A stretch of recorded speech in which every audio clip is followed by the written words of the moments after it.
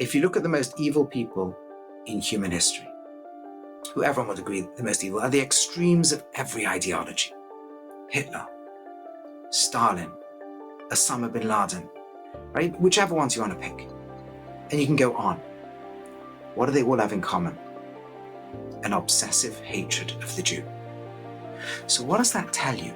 In the psyche of the darkest, most depraved parts of humanity, in the most evil parts of the world, darkness and evil hates what stands for good and light.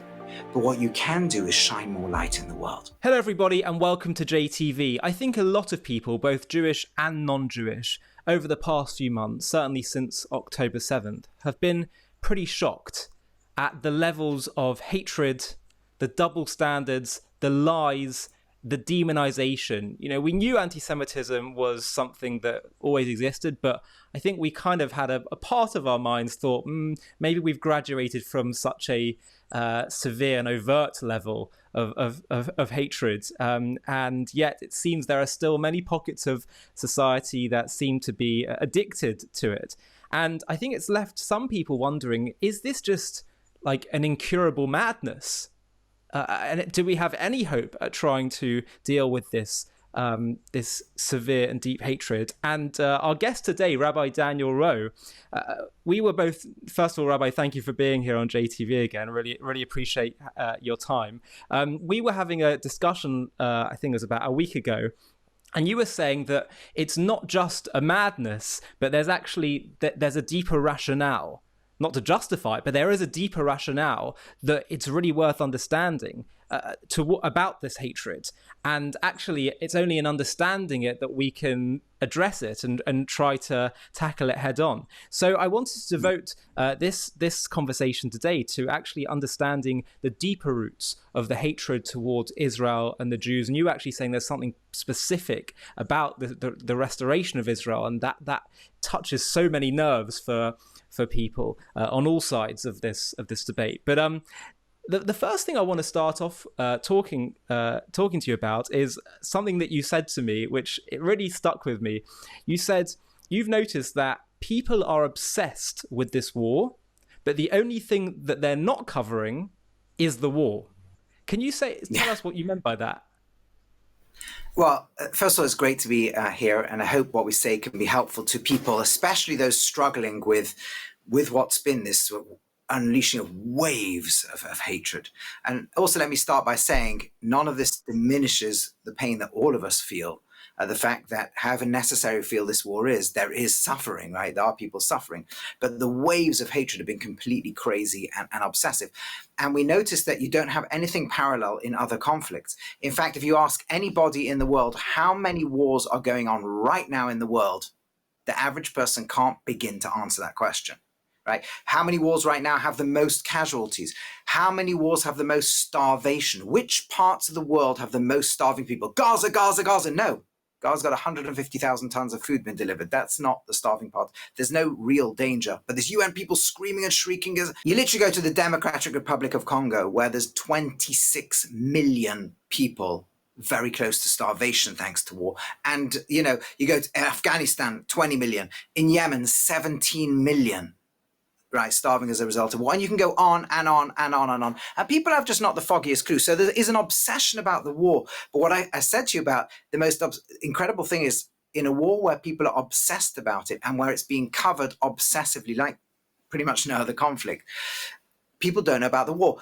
That's amazing. Normally when a war's being fought and you have this level of obsession, like those who are following Ukraine closely will know where the front line is, where the fighting is, what the new weapons are, which drones have come in, that Avdiivka was recently taken, right, etc., by the Russians, with the numbers of reserves, the shortages of munitions. If you're following the war obsessively, you know all these things.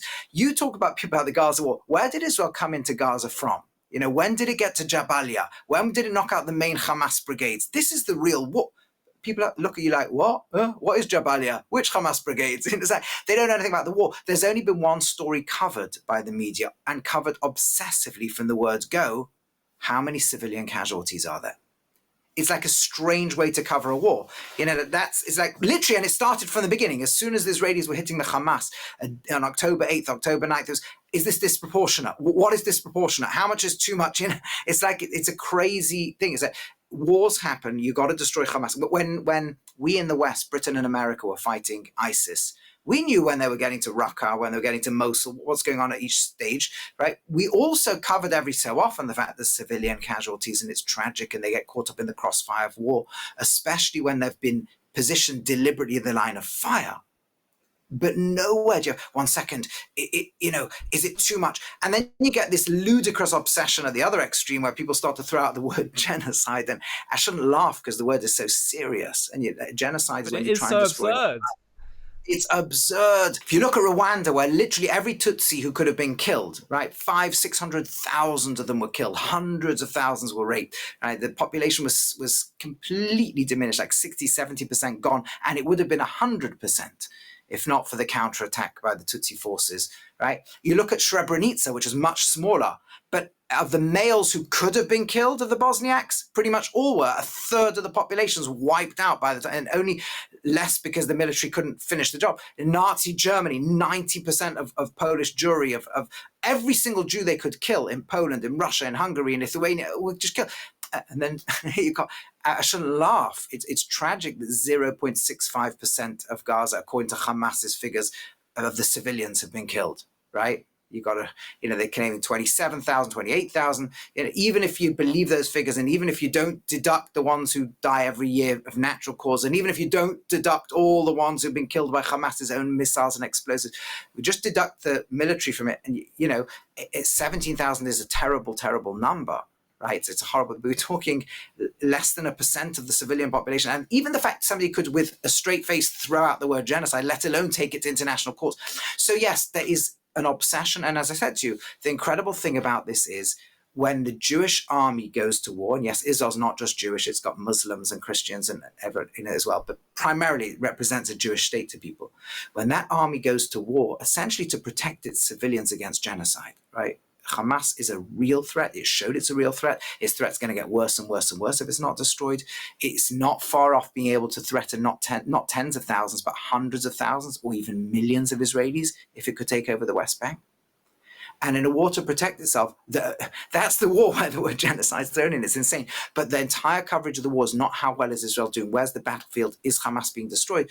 The only question is, 1 sec, Jewish army's gone to war. Are there too many civilian casualties? Are there too many victims of Israel? And it evokes this rage, and this is the only story. And yes, that is very, very typical of patterns throughout history of the type of demonization that happens to Jews, where, in an ordinary financial transaction, there might be winners and losers, but let's say when Jews are in an industry saying, who are the victims of that industry? Let's just focus on the victims of that industry. Oh, the Jews are the demons, these terrible people. Look, it's the worst crime ever done.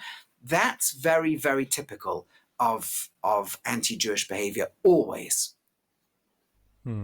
Absolutely. And it is it's maddening on the one hand, but on the other hand, strangely, it gives me a sense of there's something deeper going on here. And this is touching on, or telling me that there's a deeper destiny that the Jewish people have in relation to the world. And that gives me cause for hope. But that also means that we therefore need to understand this and dig deeper and understand what's really going on. And so we will keep calling out all the nonsense and the hypocrisy, which is, I think, actually one of the few things that's come as a result of this that I'm grateful for, is that the clarity has really been unparalleled in terms of understanding the whole conflict, and just seeing the nonsense claims for what they really are, whereas sometimes they would kind of hide themselves in virtue, and perhaps some of us were more believing of that. But let's now dig deeper. You were saying to me when we spoke last week that if you want to dig deeper into understanding anti-Semitism, the first thing to acknowledge is that it's very much, it's much more of a Western issue, because the East and that's something we could talk about as well, I think, later. But you were saying how if you look at every Western moral story, in some way it touches on Jewish ideas and was inspired often directly by Jewish messages. And that has to affect things. And you said whether it's Christianity, communism, even Nazism, it's all that. Can you elaborate on what you meant by that and why that starts to touch on these deeper underpinnings? Yeah, sure. So I think let's make a few points here. First of all, when somebody hates somebody, they will always see them as evil, right? If you hate anybody in the world, you hate people who hate their ex-spouses, or they hate their ex-business partners, or a rival at work, or anything, their brain starts to prosecute them and see them as completely evil. And I think people don't understand that where their hatred of Israel really comes from, and they haven't throughout history. So what they do is they try to quickly justify, can we paint Israel in the most demonic language that would justify my hatred, right? And that's why, by the way, before this conflict, you see almost everyone shrieking and screaming about Israel now hated Israel before. And before this conflict, the conflict most associated online with the word genocide is obviously this conflict, not Nazi Germany, not Rwanda, not Srebrenica, right? And not any of the massive amounts of millions of people dying, in hundreds of thousands being killed in Syria, etc. No, it's this conflict. But the one before this conflict was Israel's fight against Gaza in May 2021, where the sum total of people who died was under 300. Right, most of them Hamas fighters, but people were still on the streets. You had 300,000 people on the streets of London. You had hundreds of thousands of people marching all over the world in just a 3-week-long conflict. Right, it evokes a rage, and that rage is so irrational that one needs to quickly justify it by throwing horrific terms at it. Right now, what I was pointing out is, where does the subconscious rage come from? And it's been there in every century, and no matter what people consciously think, it doesn't work. For example, people consciously thought they hated Jews because we're Christians and Jews killed Jesus. So as Europe de-Christianized and became very secular, one would have expected and predicted anti-Semitism to diminish. No. Now we're nation states. Now we hate the Jews for being disloyal and they don't really belong to any nation, and they're this wandering people who don't have their own land, right? So, okay, so let's let them go back to their homeland and no one will hate them. No, now we hate you because you went there, right?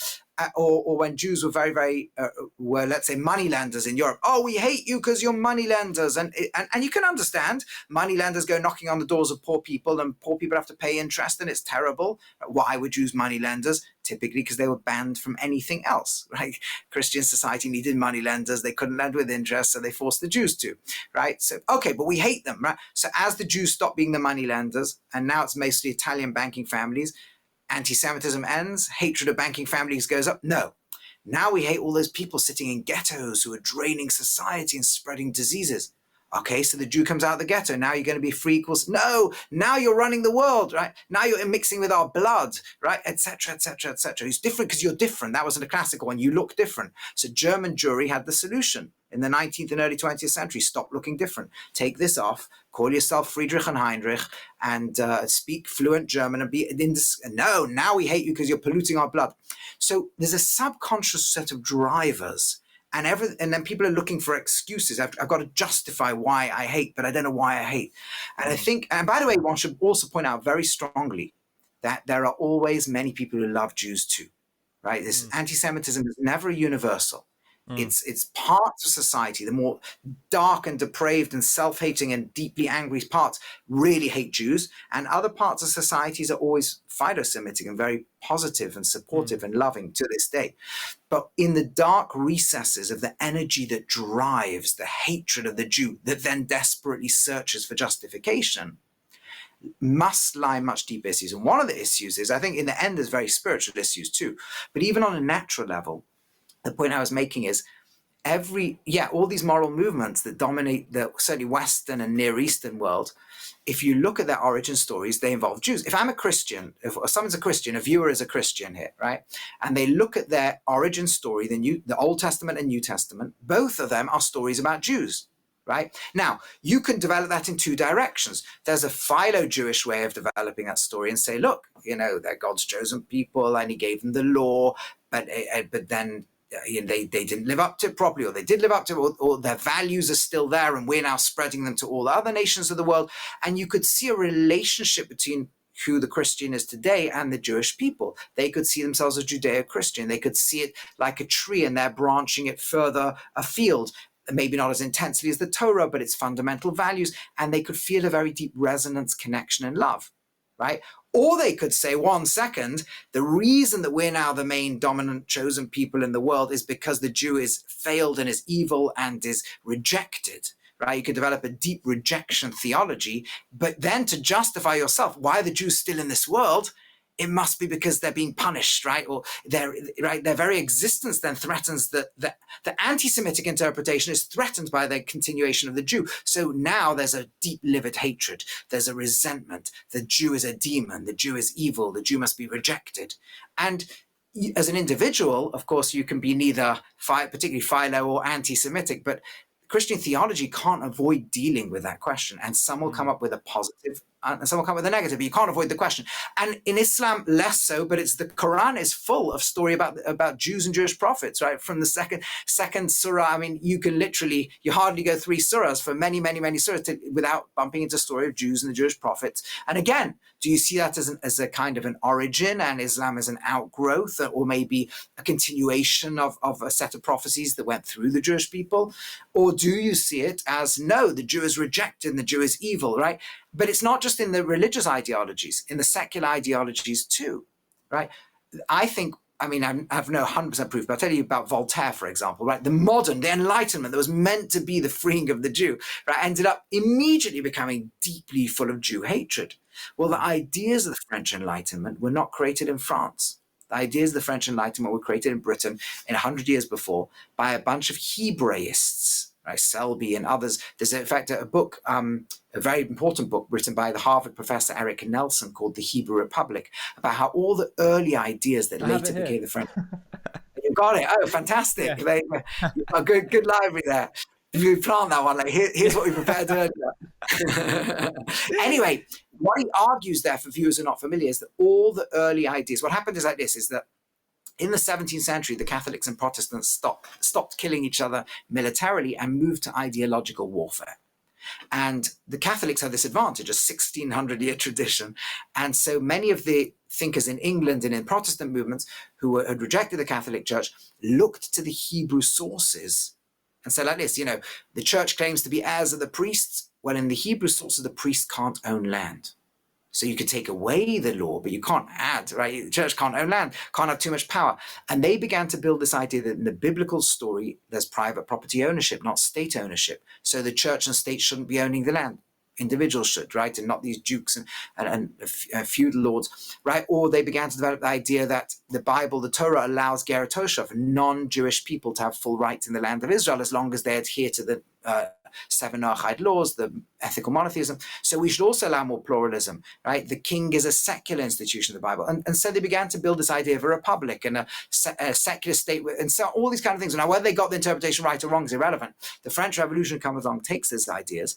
It has, again, it's got a Semitic, it's got a Jewish root. What do you do with that? You either love that or hate, right? And Voltaire, it becomes hate and demonization. Marx and the early communists, now, how much they were or weren't influenced by Christianity or Judaism is open for debate. But what isn't is that almost all the early communist thinkers, with all their class warfare ideals and fighting against excessive capitalism, Marx, and like all his other co-writers pretty much, were Jews or families that had left the Jewish community like his had. And they were typically, like Marx, deeply anti-Semitic. They saw in their Jewish roots the demon, that which needs to be rejected, right? And so again and again in each ideology that on the one hand is spreading ideals that go back to Judeo-Christian or Jewish roots or Islamic and Jewish roots, these ideals that are flowing through these groups, the groups either develop a love for the origin and root of them or develop a hatred, right? Either way, it's much, much deeper than the normal love or hate for other groups. You also have said, following on from that very point about how we understand narratives, that because of this, anti-Semitism always comes with a moral critique. Can you elaborate on that? Well, sure. Yeah, no, it's actually amazing. I always say this to people. Anti-Semitism is not as simple as many other hatreds, right? Other hatreds are typically dislike of the unlike. Now, there are people who look at Jews, think they're different and dislike them. That exists, as exists with so many other hatreds in the world. And we've got to get past all these hatreds, right? But anti-Semitism, most people who suffer from anti-Semitism or anti-Jewishness don't consciously think they're anti-Jewish. That's what I was saying before. It's amazing. I think a lot of the biggest hatreds, guys with this irrational, livid, raging hatred of Israel, like put Jeremy Corbyn or George Galloway or any of these guys on a lie detector test, they probably would genuinely say, I'm not an anti-Semite, and pass, right? They're not conscious. Everyone can look at them and go, but you're obsessed with Israel. You have to demon. It always starts with Jew demonization. Right? If you're finding yourself with anger and hatred and finding that the worst possible words of your culture and civilization are being thrown by your brain at the Jew, and if you're honest in the deepest place of your heart, you have a hatred of Israel and have had it that's not parallel to anything similar. So, for example, you might say, I hate occupations and Israel's occupying the West Bank, right? Do you hate Turkey's occupation of northern Cyprus with the same venom and rage? Oh, no, that's different, but. Then you're probably suffering from anti-Semitism. I hate it because there's civilian casualties. Do you hate all the other conflicts with more civilian casualties? Oh, And then they come up with, oh, no, but this is one that the West is backing. Oh, right. So that's why in Turkey, nobody's protesting against it, right? Oh, no. And that's why you got on the streets and protested when America and Britain were bombing ISIS and civilians dying in Mosul. If you're finding that you're having to excuse a raging hatred, there's probably serious anti-Semitism there. But anti-Semitism is always it's always about Jew demonization, not about Jew hatred. The Jew becomes the demon, and whatever society decides is demonic, it will find the dark hatred parts of society will find ways to link it to the Jews, however spurious and however much you have to reinterpret words. Shall we reinterpret apartheid? Because apartheid means blacks in South Africa can't vote, can't sit on the same benches, can't go to the same universities. And in Israel, everybody can. Lots of parts of the Middle East, they can't, by the way. But in Israel, they can. No, but there's an income inequality. There's an income inequality. Okay, so has the whole world got racial and other income inequalities. That's, Israel's working really hard to try to sort out. No, but there's an occupation. Okay, in different legal systems. By international law, you're not allowed to impose your legal system, right? Etc. So, but when you're starting to throw her, and then genocide, and you're starting to do, yes, Jew demonization. And I think the reason's this, because if every one of these moral movements has an origin story that goes back to the Jewish people, or has a Jewish story, then the Jewish people become potentially a bit like a guilty conscience, right?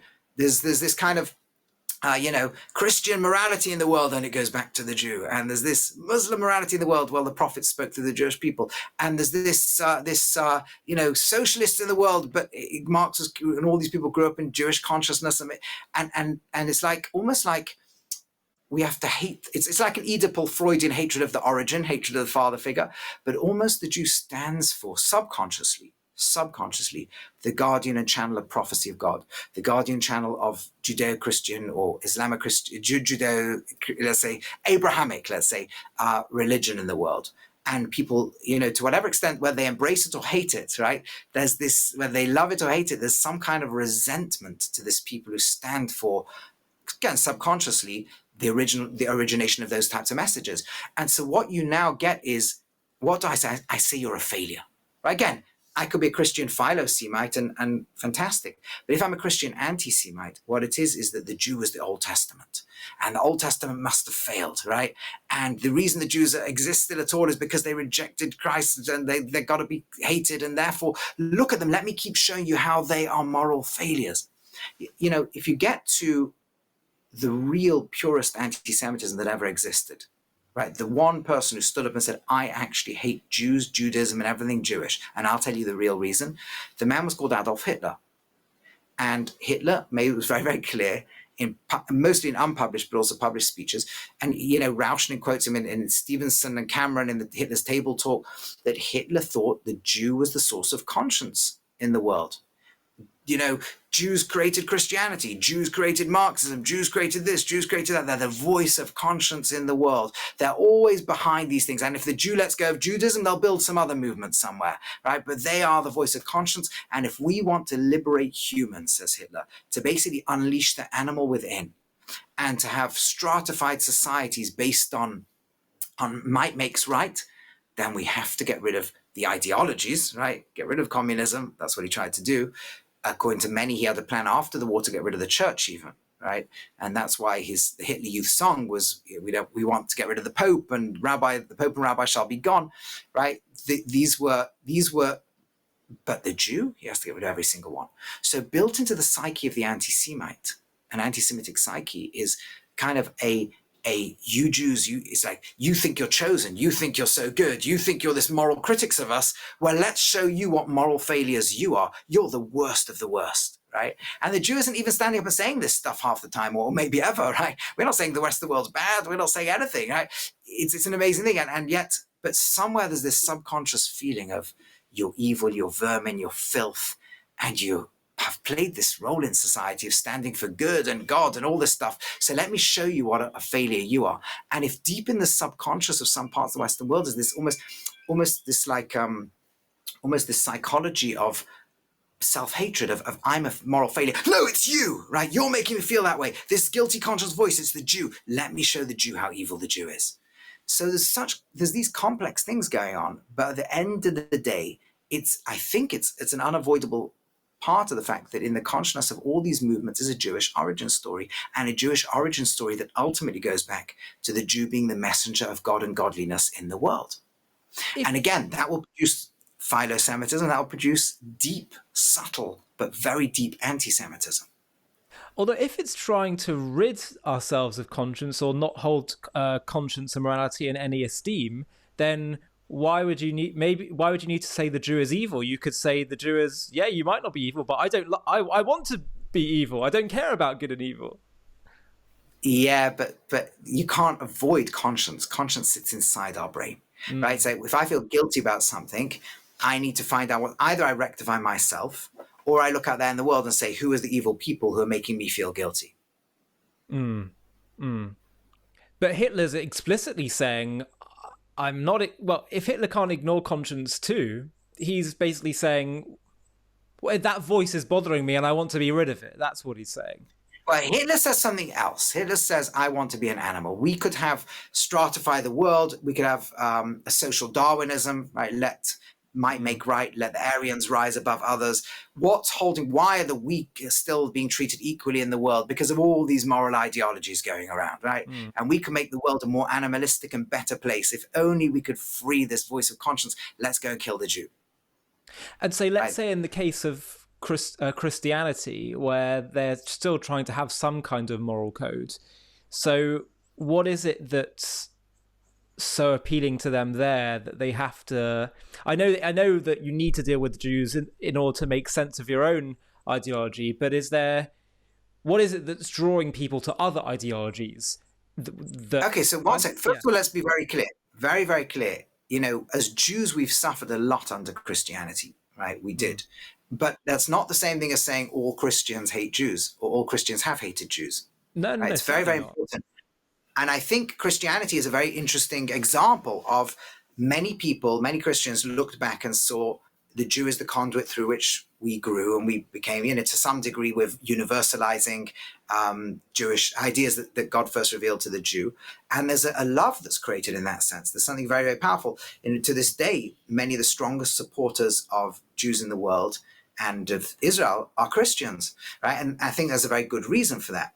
Now, at the other side, you'll get people who look around and go, Christianity was liberating, and we had to do less as a result because the Jews actually failed and the Jews betrayed and the Jews this and the Jews that. But then the Jews are still in the world, and the Jew stands for, this was the original plan, the Old Testament plan, right? So now the Old Testament has to become evil and the Jews have to become evil, and that's how you see. So we could look at it as the only way one could look at Christians could look at it and say Christianity has grown out of Jewishness, and it's a universalization of some fundamental Jewish principles. Or the Christian could look at it and go, one second, but the very existence of the world today, does that threaten Christianity? Does that make us feel maybe God still didn't ever let go of them and chose us? It's a kind of either or. If it's either or and zero sum, then the fact that Jew is still around in the world, maybe we've got it wrong. And maybe we're still meant to be living Old Testament values. Oh no, they're in the world to show themselves because they're so evil and terrible and horrific, and to suffer for their sins. So that's really the secure way of looking at anything, especially when you look at any origin. It's like any origin. It's like people who are very secure usually love their parents, and people who are very deeply insecure have a resentment to their parents. And there's that kind of thing going on. So yes, a person could look at it, and even more than that, you can get the person who wishes they could be free of Christianity, or wishes they could just be free of all this stuff, and then blames the Jews subconsciously for it. Right. And let's talk about Islam now, because that in some ways is even more relevant to our times today. Historically, maybe not, but today for sure. You also said in our conversation last week that if you don't know the three words Dar al-Islam, then you do not understand the conflict, which of course in English means the House of Islam. Talk to us about that. Well, first of all, Islamic anti-Semitism is different. It was rarely as intense as Christian or secular nationalist or communist anti-Semitism. The European ideologies were much worse for Jews than Islamic ideologies. Islamic, it was largely being a bit subjugated, in some places more, in some places less, like being treated as second class, or the dhimmi, the famous dhimmi issue, and the big debates over how bad was it to be a dhimmi. It was essentially it was apartheid, but as Jews, that was quite good. We were quite happy to be just like treated as second class citizens, and generally speaking. And we didn't have the same tensions.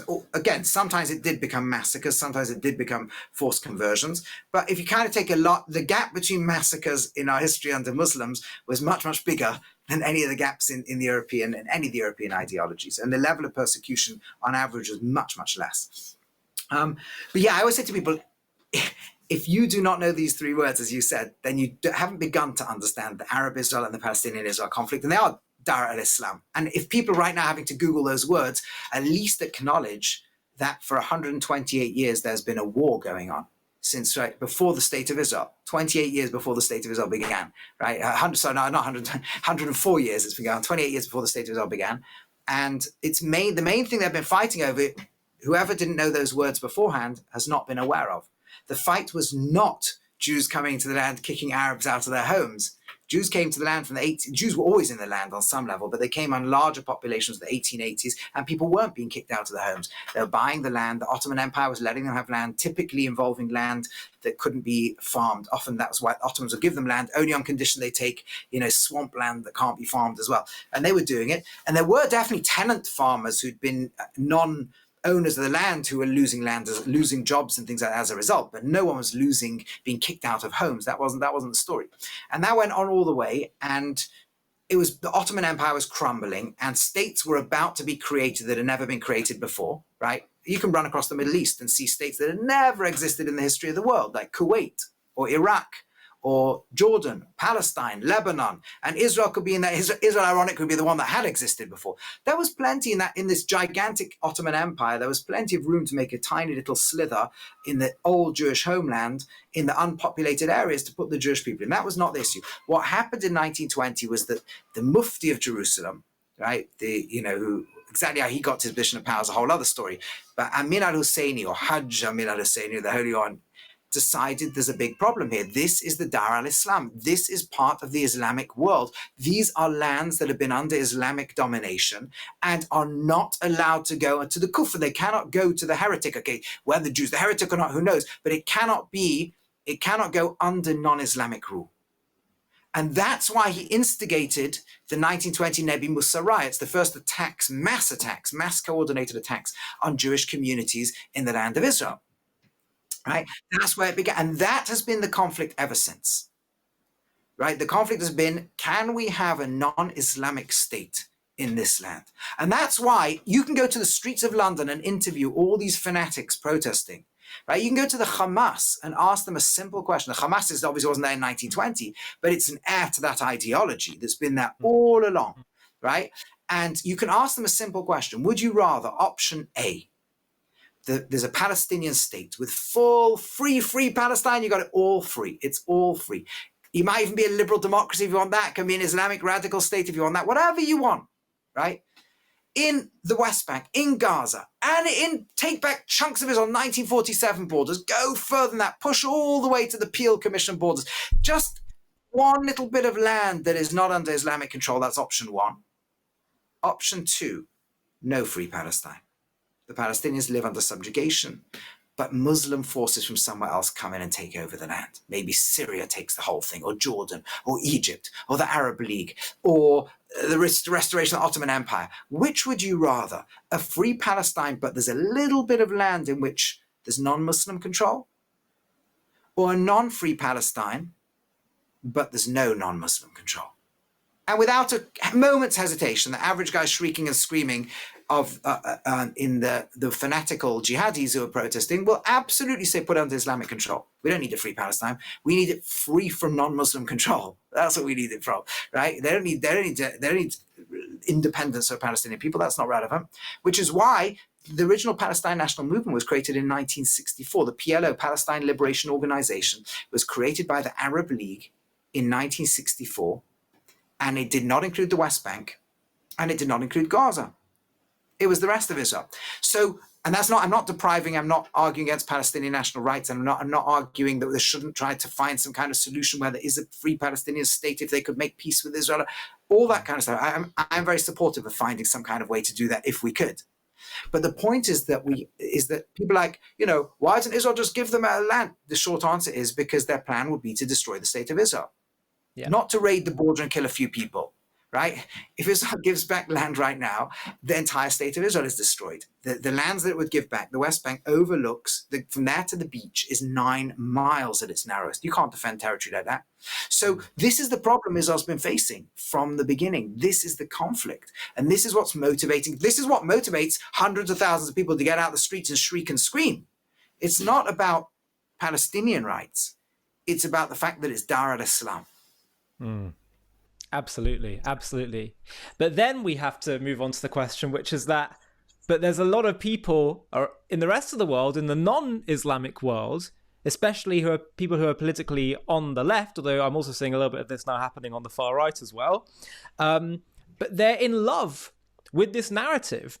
And it's so... I basically have to laugh and find it humorous that it seems to go against so many of their principles about minority rights, about indigeneity, about, especially even people living in the Palestinian territories, a lack of rights for people of certain minorities and orientations, all the rest of it. Can you just talk a bit about that, and how do we make sense of that at a deeper level in terms of just the hatred there? Because that, it seems to kind of not really, what you said so far doesn't really seem to explain that. Well, okay, so there you got a set of different issues. And by the way, socialism and Marxism function very much like a religion. Right? They play the role in their adherents that religions play. They give ideological purity. They define the world in good and evil. They give groupthink, certainty. They do a lot of. They basically function exactly like a religion. You've had Jewish Marxists from the beginning. I mean, they were born to a Jewish family, but their religion is Marxism, right, or socialism. And a big part of that orthodoxy from the beginning was anti-Jewish and anti-Zionist. Again, the early communist thinkers were almost all very, very ferociously anti their Jewish roots, ferociously anti anything resembling Jewish peoplehood, and that meant they were anti-Zionist from the beginning. Now, what that ideology, what the left has kind of bought into is another model. Right? And you're right, it is ironic that they link up with the groups that they would generally be completely not ideologically aligned with. They'd be ideological enemies of. But what they've managed to do is make the Jew the colonialist, right? So the exploiter, the oppressor. They've got all these words for the Jew. Now, not the Jew. God forbid, we don't ever hate Jews. Just the Jewish national entity and polity is the most oppressive, repressive, colonialist in the world, right? And that's the same typical process. Now, the irony that I tell you, I was a few weeks ago in America, and I was speaking to some students from Canada. And I think in Canada, what they're up against is everybody's now on the left is into this indigenous rights. And one of the Jewish students said to ferociously anti-Israel student said, when they're talking about October, the actual October the 7th attacks, which they thought was justified, right? And they said, well, if an indigenous native tribesman from Canada came to your door and started saying, we're going to kill you all unless you get out of here, what would you say? And the student turned around and said, if they were ready to take over my home again, I'd give it up for them because they have the rights to it. And this guy was just flabbergasted. And I said to him, I wish I was there with you. Because, I'd have said to the guy, I said, but they haven't been there for hundreds of years, right? There's been centuries. You've been running the land and building the cities and building the place, right? And the guy would say, no, but I don't care. Indigenous rights, even from centuries ago, trumps, they have a right to kick us all out of our homes. Well, what about the indigenous people of the land of Israel who were kicked out of their homes? Do they get the right to come back centuries later? Even not kicking anybody out of their homes, do they get the right to come back centuries later? Oh, and then, we have to find some distinction. You understand how ludicrous it is? Or we're not the real Jews anymore, they'd say. Right, that's another example. Yeah. But the point is, and that's what happened. So 1948. I mean, Jews settling the land and dividing the Ottoman Empire and giving a little bit of it to the Jewish people, a tiny little bit to the indigenous people in the only place that's ever been a Jewish homeland ever in history. Right, to allow us to have a little bit of it too would have been the most obvious thing for any indigenous supporting person to think about. There's different groups indigenous to the land. Let them all have bits of the land. Dividing the land is straightforward, right? And then, but who came to kill whom? It wasn't Israelis, Zionist Jews going out there trying to kill the locals. It was this ideology of we got to drive the Jews into the sea that came to kill the Jewish people. And as the Israel forces counterattacked, they fled their homes. And then what the Arab League could have done is said, okay, let's make peace with this Jewish entity, right? Peace with the Jewish state. And then most men can return to their homes. No, and even in 1967, no peace, no recognition, no negotiation. When Egypt made peace with Israel, right? It was kicked out the Arab League. How can you make peace with this entity? So but what's this left-wing madness all about, right? And again, I think it's the same principle. Not everybody on the left is anti-Semitic. Not everyone on the left is anti-Israel. Not everyone on the left hates Israel. But it's very deep, very widespread on the left, this raging hatred of Israel. And Israel's come to symbolize for them anything evil in the world. Right? So it's occupation and 75 years of occupation. You listen to that word, 75 years of occupation of what? Of the West Bank? Israel wasn't in the West Bank 75 years ago. Israel didn't even get into the West Bank till 14 Arab armies came to destroy it in 1967. Israel offered the land back for peace. So this raging lunacy. And Rabbi, I have to touch on one issue that I often hear raised, especially by the haters, which is they'll say, well, if you're saying that it's it's just lies and demonization and racism towards Jews, all the hatred towards Israel, then why do you have people like Neturei Carter, people who even call themselves religious Jews, that hate Israel? And they'll say that actually they have good religious grounds for real religious Jews actually don't even believe in the right of a state of Israel to exist. So I think we have to touch on that and unpack that a little bit, because that comes up again and again. Well, yeah, but the irony is it proves the opposite of what people want it to prove. Neturei Carter's theology is theological anti-Semitism. Their view is, and they bring texts to support this view, is that because the Jewish people sinned, right, therefore God's thrown us into exile, and we're meant to accept exile and persecution as a punishment for our sins. So, in other words, they see that Israel is a rebellion against accepting being persecuted. In other words, they believe theologically we should embrace a certain amount of anti-Semitism. It's part of what God wants from us. So, now, you can debate them theologically, right? Do we have a right as Jewish people? So they're acknowledging that it is anti-Semitism. If Neturei Carter is coming to your protest, it's because they think you're anti-Semitic. In other words, they theologically need anti-Semitism. They don't like Zionism because Zionism is an anti-Semitism. Right. Now we can debate the theology of that, but their proof, literally, that's what they believe. They believe. But you want to say anti-Semitism, this is anti-Zionism, not anti-Semitism. They are proof. They are anti-Zionist because they need a certain amount of anti-Semitism. Yeah. They believe we're wrong to fight completely anti-Semitism. Yeah. But what is your answer to, because they often pick up, I think it's that page in the Gemara, in the Talmud in Ketubot, that says that the Jewish people took on an oath not to go en masse to the land of Israel prior to the Messianic times. What's your response to that? Because I know also another one of the oaths is that the nations of the world won't overly persecute us. And of course, they didn't stick to that one. So they broke that rule. Yeah. I don't have any. The great rabbis of generations have debated this one, but there's many different things to say. But one simple point is, well, what's called the nations of the world inviting us back? The prophecies always referred, or Nachmanides has a whole piece in the prophetic text about how they're going to invite us back, and that will be when the oath is gone. So, when you had the League of Nations invite the State of Israel back, or when you had the United Nations do it, or even earlier than that, arguably, once you started getting the conferences inviting the Jewish people back in, then at that point to their homeland, that should have been the end of the oaths. Now, Neturei Karta will say it isn't, and that we're meant to accept again. But their argument is, like I was saying earlier, is that they are saying we should accept and we should embrace and we should want a certain amount of anti-Semitism. What about the, let's say, Jewish people who are secular, but they are very hostile to Israel? Presumably it's the same principle. Most are on the hard left. Most of them are their religion is socialism, right? Or, you get people suddenly emerge as a Jews. It's like, we've never known you were Jewish. You never did anything Jewish in your life, but like, as a Jew, what makes you a Jew? My father was Jewish. My great-grandfather was Jewish. Someone was Jewish. Now, I'm not saying we should, and this is very important, we should always listen to criticism, right? We should always listen to criticism. But you don't need to be swayed by the fact that somebody has a Jewish mother or grandmother or father or grandfather or something whose religion is communism or socialism, and who, as part of their religious socialism, has hated the State of Israel for decades before this came up. Right, and probably would hate the State of Israel at any borders or boundaries anywhere. So that doesn't need to. That shouldn't shake or perturb us.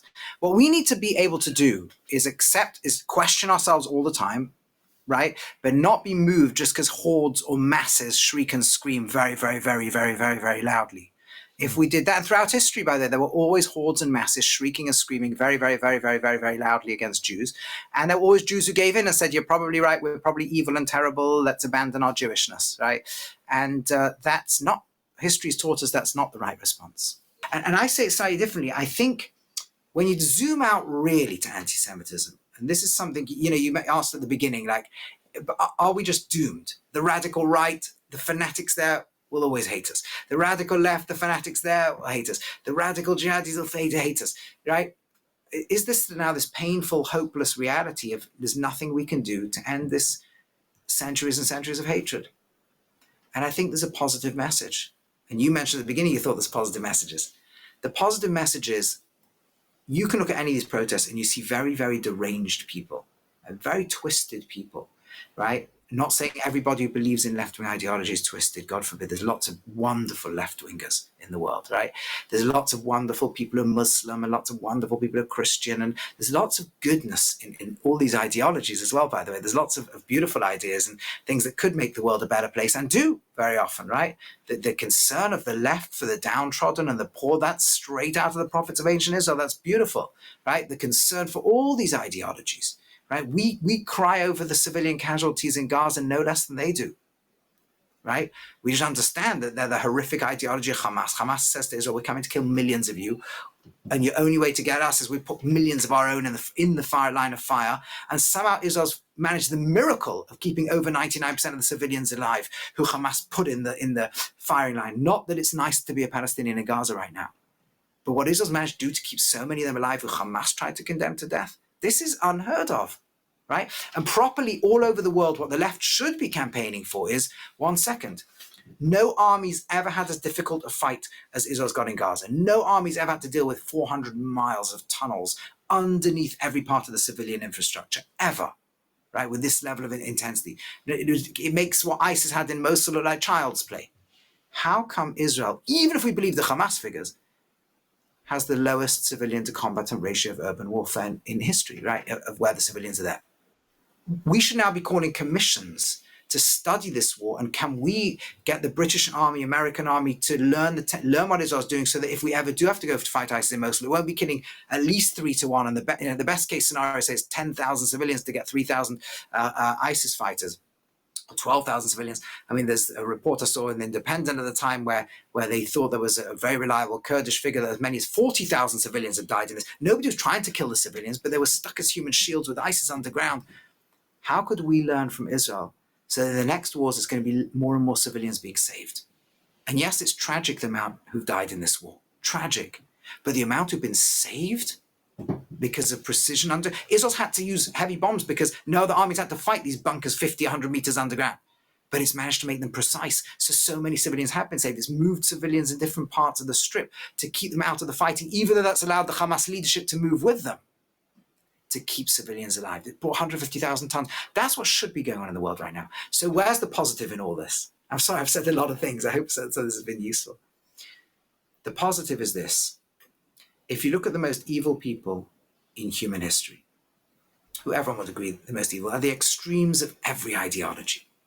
Hitler, Stalin, Osama bin Laden, right? Whichever ones you want to pick. And you can go on. What do they all have in common? An obsessive hatred of the Jew. So what does that tell you? It's the same as what I was saying before about the origin stories. In the psyche of the darkest, most depraved parts of humanity, in the most evil parts of the world, darkness and evil hates what stands for good and light. And the obsessive hatred of the most twisted parts of the extremes of each ideology, the obsessive hatred tells you darkness hates light.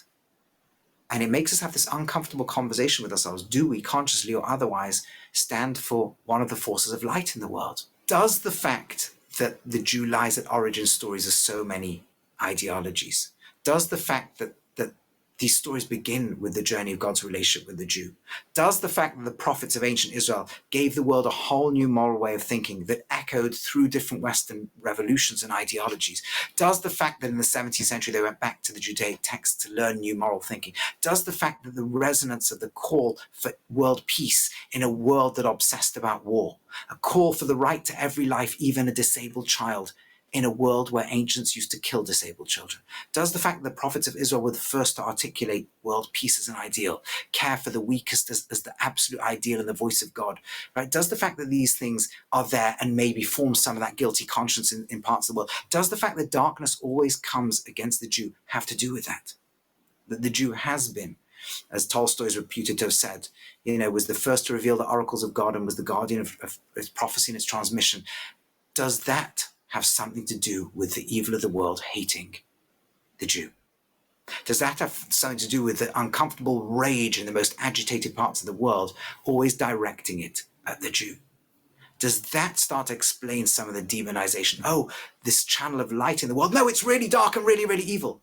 Does it explain why so much of the good of humanity loves Jewish people as it loves all parts of humanity? If you love humanity, you usually love the Jew too, right? If you love God and his creation properly, right, there won't be a problem loving the Jew. On the contrary, there'll be something really very strong and attaching in the narrative. And yet on the darker side, the kind of twisted, subconsciously self-hatred, hatred of root, hatred of origin, in the darkest, most Stalin, Hitler, depraved parts, will be darkness hates light. Because if that's true, then that real answer to anti-Semitism, yes, we've got to call out the hypocrisy where we see it, but we can't quell it with reason alone. We can't stop hatred just by pointing out, because if someone hates you and then they constantly come up with 1,000 justifications and you keep changing, if every time you try to change what you do to fit what the anti-Semite says, it's because you're moneylenders. Okay, we'll stop being moneylenders. We'll just live poor in ghettos. No, it's because you're poor in ghettos. You can't change your behavior. But what you can do is shine more light in the world, because darkness goes when there's enough light. You see, the one message anti-Semitism has for us that probably is correct is we're not doing our job in the world. As Jews, we're meant to be shining a light into the world, as are all good humans, right? But we're meant to be shining godliness into the world.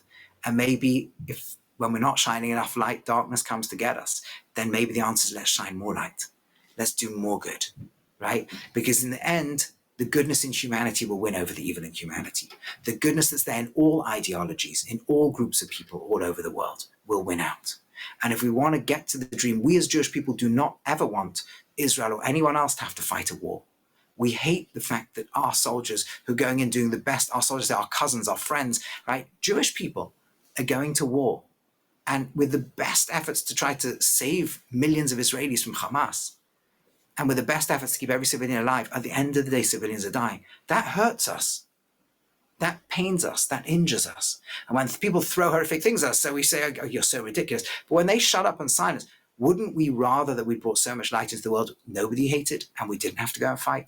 So that's not to blame us, right? Self-blaming and self-hatred is not the answer at all, God forbid. Right? All these accusations are unhinged, are horrific, right? Are indicative of what's been all the time in history. And in fact, they're great lessons to us because we never really understood how this mob hysteria works. But the positive is that darkness hates light, then shine more light. And that's not just true of Jews, it's true of all good people in the world. Shine more light, eventually darkness will go. The world's ideologies have moved in a direction of goodness over thousands of years and can do even better. And eventually we'll get to the point where darkness has evaporated altogether. And now I would say, well, sorry, I've talked a lot. Maybe you've got more questions. Well, it's ironic to me that Jews of all people seem to be the ones that push back on this idea of this chosenness and this mission to, be vessels for God's light. Why is it that we often push back on that role? And do you think that needs to change? So it's a great question. I think it's because we're embarrassed that sounding chosen sounds like rejection of other, and we're embarrassed that it evokes hatred in other, right? It's very interesting because many groups and ideologies around the world claim to be chosen, and people just smile very sweetly when the Jew says it evokes this whoo, again, almost as if subconsciously I'm scared maybe it's true. But actually, the Torah doesn't describe it that way at all. God says to us at Sinai, you'll be mamleches kahanim b'goy kodesh, a nation of priests and a holy nation. Well, priests in many ancient civilizations meant people of privilege. In the Torah, the priest is not given privilege. They have no political power. They can't own land. They're people of responsibility. So what God's saying is, are you willing to take a responsibility upon yourself? But notice something else very powerful. In most cultures, if one group has some chosenness or responsibility, it means everybody else is rejected. The Torah is jam-packed full of the idea that one person taking a responsibility does not mean anybody is rejected. The priests within the Jewish people do not imply there's a rejection of anybody else. The tribe of Levi is chosen. Nobody else is rejected. Exactly. The Torah is not a book about God saying, I've got a special relationship with you Jewish people, the rest of the world. No, on the contrary, you're taking a responsibility to help spread goodness in the rest of the world, not to make them Jewish. There's no point having priests if they have no one to preach to. Exactly. And this is the most amazing thing. In Judaism, look, most religions begin their calendar at the point when their religion begins. As if like the rest of history doesn't count. This is the really significant bit. The Jewish calendar doesn't begin at the beginning of Judaism. It doesn't begin with Moses or the Torah or the coming out of Egypt. It doesn't even begin with Abraham. It begins at the moment of Adam, the first, let's say, human to have a certain level of soul or spiritual connection. Judaism is not about the Jewish people. It's about humanity, right? We don't seek all humans to be Jewish. We seek that through what we're bringing into the world and through goodness all over the world, humanity will eventually restore the consciousness that was there in the state called the Garden of Eden, which is another whole talk, when we all become one. So we aren't in the world. Our claim is not a rejection of anybody anywhere. And that's why Jews get very uncomfortable. We're not rejecting anybody. But that doesn't mean that we don't have a responsibility. We took on a very important job. That job is written about in the Christian texts. It's written about in the Muslim texts, right? Without rejecting anybody. And whilst embracing so many others in the world who are trying to do good and living the Noahide covenant and the ethical monotheism and all these wonderful things and caring about the weakest in society and wanting the world to be a godlier place, we can embrace all of that, and we do. On our annual Rosh Hashanah, Day of Judgment prayers, we pray for the whole world to become one. Not the whole world to become Jewish, notice. The whole world to be godly and to become one, to join together in godliness. That message is not a message we should be afraid of as a Jewish people, right? It's a beautiful message. It's a message we should want the world to have. But does it imply that humans can be better than humans currently are? Yes, it implies Jews can be better and all humans can be better, right? Does that make people uncomfortable? Maybe, but we shouldn't feel uncomfortable to all want to be better and do better. That should be something we all want to resonate with, right? And if that evokes darkness and hate, then just shine more light. So you said earlier how the restoration of Israel is so threatening to ideologies that have to have a relationship with Jews and they choose a negative relationship. What's the pathway to people in those camps healing that relationship, coming to terms with the restoration of the Jewish people to the land? How can we help pave that path. You see, yes, the point is this, is that if a person adopts a philo-Semitic interpretation of Christianity, right, then the Jew coming back to the land is beautiful. It's righting one of the greatest wrongs in history. It's bringing a people who are exiled, tortured, and scattered all over the world back to their homeland. It's bringing a people who once were in a covenant with God in the land back to who kept the covenant of God out the land back into that covenant. And it doesn't undermine Christianity. And there's no reason why it should undermine Islam either. There is a theological issue of Dar al-Islam, but there are plenty of Muslim theologians who are easily comfortable with the idea that as long as the state tolerates Islam, it can be called Dar al-Islam, right? If a person has a philo-Semitic interpretation, then the Jew in the land is not a problem. On the contrary, it's writing history's perhaps one of history's greatest evils, and it's bringing goodness, and it's perhaps a sign of redemption, and people might even hear that in religious notions, of religious terms. So the answer is already there. But to the people who have to look at the Jew as the rejected evil and who are in the world just to experience their own suffering, coming back to the land is a complete threat to that ideology. And those who already had an anti-Semitic interpretation, that interpretation is now deeply threatened by the return of the Jew to the land. And that's like, oh my goodness. What's that? And they have to get rid of Israel. It must be eliminated. That's right. It must be, the very existence of Islam must intrinsically be evil, right? And we must want to justify its complete dismantling, is a word you'll hear, right? Dismantling, of course, means the slaughter of millions of Jews. It's not going to dismantle by itself, but that's the justification. You've got to find justice. Oh, so let's attach the most evil possible words to it and stretch their meaning ludicrously in order to get there. Yeah. But the good news is twofold. Number one, so much of humanity is not in the depraved evil. It's true. What I do think is true is that one of the things we've learned in this is how people can get swept up. And, we often scratch our heads and think, how did blood libels work in ancient times? How did people en masse start to believe Jews were killing Christian babies and drinking their blood? Or how did the whole mass of German society turn against Jews in a very short span of time, from being a civilized liberal democracy to such raging hatred? And we can see it all unfolding before us. People start by saying ludicrous things like the Jews benefited and profited from World War I and humiliated the Germans, and now everybody laughs and thinks it's ridiculous. The Jewish state commits apartheid. Everybody laughs and thinks that's ridiculous. Genocide, lunacy asylum for you, right? But then more people say it, and then hundreds of thousands of people come out on the streets and then the newspapers that advocate start circulating and throwing words around. The Jews were the rich bankers. They were part of conspiracies. And maybe there was a Jewish banker somewhere who benefited from World War I, as there were people all over the world who benefited, and plenty of Jews really lost. But no, look at them all, and maybe they disproportionately benefited, and maybe they disproportionately in war, and maybe this, and stretch. And now you get the obsessive media personalities and obsessive public speakers are starting to throw that, and then and then people in the middle are beginning to say, "Oh, I don't know. Maybe there is something to this. Maybe there is something." And then you start to get, the politicians start to scream, "Look at the victims of the Jew! Look at look at these Christian babies dying. It must be to do with the Jews. Look at the Black Death happening. It must be to do with the Jews. Look at these poor people. It must be right. Look at these Palestinians. Look at what's happening when Israel's fighting with the lowest civilian casualty. But the civilians dying. Can we obsess about it for 100 days and show every single one at the cameras? Forget the fact there's 32 other wars going on. Forget the fact there's millions of people. Just look at these victims of the Jew. Let's rage against them. And then those in the middle, I don't know, maybe it is terrible, maybe it is, and right, and those defending it, I don't know, it's really, really hard, it's really, right, and then etc. So we're seeing all this play out. We're watching now. All those guys tweeting all the stuff are going to be in the future museums of anti-Semitism. We're going to actually have a live demo where people will be able to go down TikTok and down this and watch and go out to the people who shrieked in the streets and walked to the restaurants shrieking genocide, whilst not caring about the millions of people dying all over the world. Right? We're going to see all this. And we're going to understand not just how it's happening now, but how it's happened in every generation.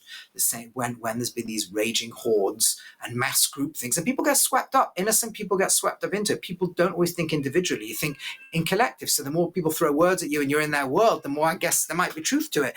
And that's kind of the stuff that's going on. So that's. That's not the positive I wanted to take out of it, by the way. But that is something at least we can understand the process of the generations. Yeah. The positive I really want to take about it is a message which I've shared on other videos before, and it's so powerful.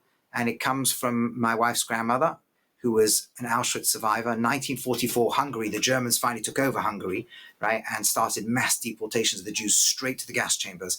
And she was on a train with, I think, 200 of her relatives, all the cousins, the second cousins, and third cousins, all lived in the same village. 200 of her cousins. And by 40 minutes, an hour into being in Auschwitz, she was probably one of only 3 survivors. And she always thought she was the only survivor. And she's taken groups back to Auschwitz, and I've been back with her. She's not well enough now. Is this Bobby? This is Bobby. Have you interviewed her on JTV? I went to Poland with her. Oh, wow. So you'll know this. So Bobby, by the way, for those who don't know, is not a Jewish Robert. Bobby means grandmother, and so she's one of those wonderful, wonderful people who just everybody connects to as a grandmother. So they call her Booby or Bobby, Mrs. Eva Newman. And I'm blessed that I'm married to her granddaughter, and my children are her great grandchildren, some of whom are named after family members and so on. But what was I going to say? So cut out some who are named after. I'm not sure that's true. I think about it. Cut out what? Sorry. The bit about some of them are named after her family members. Okay. I don't remember if that's true. And one of the things she would always say, and I've heard other survivors say it too, is if you could put us back in Auschwitz and offer us to be the inmates, the people inside who were sorting clothes or who were in the gas chambers being killed, right? Or we could be the guards sitting around laughing and hating all of us, but having great food and so on. I would go back every single time and be the Jews inside. The little Jew somewhere who tried to do good in the most hellish place on earth. The Jew who gave their last rations to somebody else who was starving next to them. Or the Jew who just said, you know what, I'm being hated, downtrodden, and being killed for what the Jewish people stand for. I would rather always be them. And she managed to walk out there after the biggest darkness ever. Right? And eventually rebuild a family, eventually spread good, spread light, spread good, spread light. And that's this thing, is that there's so much good in the world. It's not all depraved, it's not all dark. There is a lot of good people in the world. But as a Jew, let's be proud. Let's be proud when the darkest parts of the world hate us. Let's be proud when we see this crazy, twisted, convoluted rage that just doesn't make any sense. Right? Let's be proud and understand that if anything, our job is to bring more light. If anything, our job is to be more good people, to be more Jewish, to be more human, to be more of this in the world. And yes, of course we should, and we do, cry over every Palestinian civilian death that we see. Of course we do. We cry over every Jewish death. We cry over every Muslim death. We cry over every death. And not just in the conflicts that Jewish people are involved in, but conflicts all over the world. Yes, we should be pained and are pained by what's going on, right, in the Democratic Republic of Congo, and what's going on in Somalia, and what's going on in Yemen, and what's going on in Syria, and what's going on all over the world. And let's understand that we took on a covenant to bring so much light into the world that all of this will eventually go. And all of it will eventually be able to live together in peace, all of us, and love, and godliness, and be able to build a humanity that can be a home for God in this world. And humanity has gained by all these positive ideologies, by things that began with the story all the way back with the prophets of Israel in antiquity, right, in the Torah, and has spread. Many values have spread through Christianity and spread through Islam and spread through the founding fathers of America and spread through communists. Lots of ideas have spread and made the world a better place. And if we keep shining light in the world together, then we can make this world a very bright place. And all the darkness and hatred will always have been worth it. Will have been worth it. There's nothing, no greater privilege than that the darkness in humanity keeps coming to attack you, because that means that maybe they see in you a light you never really saw in yourself. Absolutely. Rabbi Rowe, thank you so much for your time.